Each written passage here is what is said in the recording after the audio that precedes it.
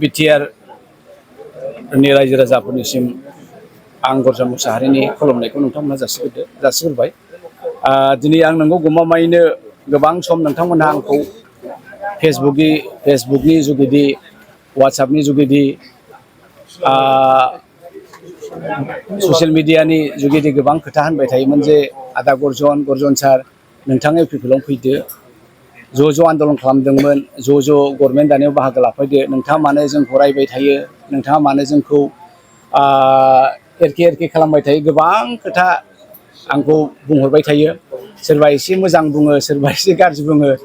दा मोनसे खोथाया बेनो, आं दिनै नोंथांमोननि गेजेराव बुंथिनानै लानो नागिरदों जे जेब्ला जोङो अपजिसनाव थायो पजिसननिखौ जोङो बुंनो गोनां जायो। बे हिसाबै बुंनाय जादोंमोन। बैफोरखौ नोंथांमोनहा गोसोआव दालासै, अननानै क्षमा होदो। दा दिनै आङो कंग्रेस नागारनानै UPPL आव फैबाय। गोबां हान्जाफोरा आंखौ गावसिनि हान्जाफ्राव लेंदोंमोन। खिन्थु मोनसे जिनिसा बेनो, बयहाबो गावबागाव मोनफा चइस थायो, मोनफा लुबैनाय थायो आरो माखासे लोगोनि सार्कोल थायो। दा बे जिनिसा जों जिहेतु आन्दलननि समनिफ्रायनो ज' जोंहा बिथां प्रतिभाखौनो होन, फंबाय लरेन्सखौनो होन, जों आन्दलन खालामबोदों। गुबुन पार्टियाव थायोमोनब्लाबो जोङो बेबायदि आदान प्रदानखौहाय लाबोबाय थादोंमोन, हाबा हुखा बेफोरबायदियाव। दा थिग बेबायदिनो जेब्लानाखि आङो कंग्रेसखौ नागारो, बिथांमोनहा आंखौ कन्टेक्ट खालामबाय, खावलायबाय जे नोंथाङा UPPL आवनो फैदो, जों ज' मावलांसै। जिहेथु जोङो मोनसे गोजोननि मोनसे एजेन्डा लादों।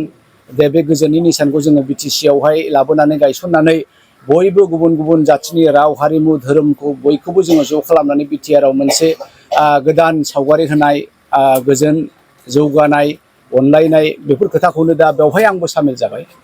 दा आङो दिनै कंग्रेस नागारनानै UPPL आव फैबाय। नोंथांमोनहा आंनो पार्टियावहाय नोंथांमोननि अननायखौ होनांगोन। आंबो जेसे हायो एसे गेदेरफोरखौ आङो मान होगोन आरो आंनि दुइसिनफोरखौ आं अननाय होगोन। बे हिसाबै आङो आवगायलांनो थाखाय आङो थियारि। दा बावहाय आंनि खावलायनाया बेनो, नोंथांमोनहा आं मावग्राखा, खामानिखौ जों गेजेर नङा।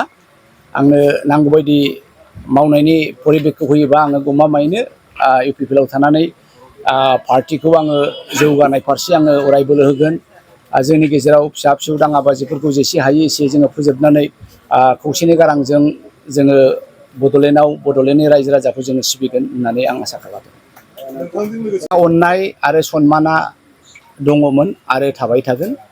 कंग्रेसआ मोनसे नेसनेल पार्टि, बियो भारतनि संबिधानखौहाय सुजुनानै होदों आरो जोंबायदि ट्राइबेल बायदि दलित थाखोनि मानसिफ्रा, जोंबायदि डिप्राइभ कमिउनिटिया संबिधाननि सायाव भरसा खालामाबा जोंहा जेबो उफाय गैया।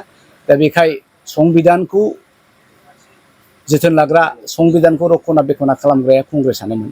नाथाय आं दिनै कंग्रेसखौ, नेसनेल पार्टिखौ नागारनायनि जाहोना बेनो जे कंग्रेसआ, आसाम प्रदेश कंग्रेस कमिटिया BTR खौ लानानै बिथांमोना जेबायदि सिन्था खालामनांगौमोन बेखौ बिथांमोना सिन्था खालामाखै। आङो 6 मासनि सिगांनिफ्रायनो राहुल गान्धीखौ सेकेन्ड टाइम लोगो मोननाय समनिफ्रायनो होनबाय थादों जे नोंथांमोनहा BTR नि इलेक्सनखौ माबायदि सानदों। दा बे खोथाखौ आं गले AICC लेभेलावबो रायथिदों, APCC लेभेलावबो रायथिदों। आं गले रायथिसेयावबो बिथांमोना BTR आव जे इलेक्सन जागोन, बे इलेक्सनाव जे जोङो माखासे माने सिटखौ लानांगोन आरो सिट मोनोबा मोनबानिफ्राय 7टा बा 9टासिम मोनोबा जोङो UPPL नङाबा BPF जों जोङो गभर्नमेन्ट थानानै जोङो BJP खौ गोजान खालामनो। बे जिनिसखौ आं गले बिथांमोननो बुंथिबाय थादोंमोन, नाथाय बिथांमोना आंनि फंसेबो बुंनायखौ लायाखै। दा आङो सासे BTR नि बेक्ति, आङो सासे रिभलुसनारि बेकग्राउन्डनिफ्राय फैनाय, जा बर' जानानै आङो BTR नि जानानै दा आंनि फंसेबो बाथ्राया कंग्रेसआव जुदि रुजुवाबा, दा आं कंग्रेसआव थानानै मा लाब। दा बे हिसाबै आंनि थाखाय गावनि बे बड'लेण्डआ देरसिन, पार्टिया देरसिन नङा। आंनि थैनि बिदा फंबाया देरसिन, पार्टिया देरसिन नङा। दा बे हिसाबै आङो कंग्रेसखौ बिदाय लानो गोनां जादों। आङो मावलांगोन, खारन BTC आव बुंनांगौ गोबां दङ। UPPL जानानै UPPL नि थांखि बिथांखिफोरखौ आङो मिथिखागौ। जों समान आन्दलन खालामनाय, समान बे आबहावा आरो बाताबरणजों जों देरनाय।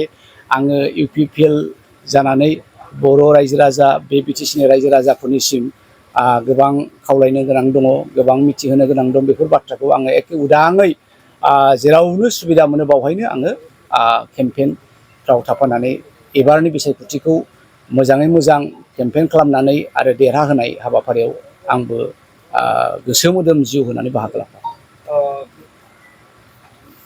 बिटिसि कंग्रेसनि गोहोमा गर्जन मोसाहारि थानायाव जथेस्थ' गोहोम दंमोन। बयबो नोंथांमोनहाबो मिडियाया मिथिगौ जे कंग्रेसआ गोसो होयोमोनब्ला मोनबानिफ्राय 7था 8थासिमा ओरैनो फैयोमोन। दा दिनै देरहानायनि मोनसेबो समस्थियाव बिथांमोना केन्डिडेट होआखै। कंग्रेसआ दादों बिटिसिआव, गर्जनानो दादों बिटिसिआव कंग्रेसखौ।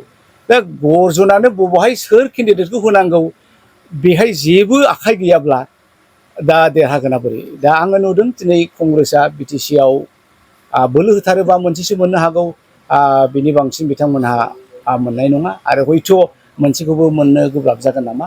दा खोब दुखुनि बाथ्रा। कंग्रेसनि सोमोन्दै आं दिनै गाज्रि बायदि बुंनो लुबैयाखै जे बिथांमोननि नाजानाया, बिथांमोननि दिनैनि बे बिटिसिनि बिसायख'थिखौ लानायनि हाबाफारिया स्ट्रेटेजिया मिस्टेक जादों।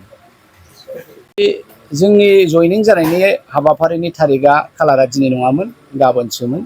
ओमफ्राय बिथांमोनहा 1 घन्टा 2 घन्टानि सिगां मोनसे खबर होबाय जे नों हारसिङै आरो जा खाथि खाला दङ बिसोरखौ लानानै खालामग्रोदो। बे हिसाबै जोङो बुथुमला 14 जनखौ मोनबाय आंखौ लाफानानै। दा गाबोन समफोर जोङो बेबायदिनो खालामबाय थासिगोन। जोंहा बेनि ब्लकनि टिमाबो दिनै लायाखिसै, बिथांमोनहा गावसोर गोजा लासिगोन।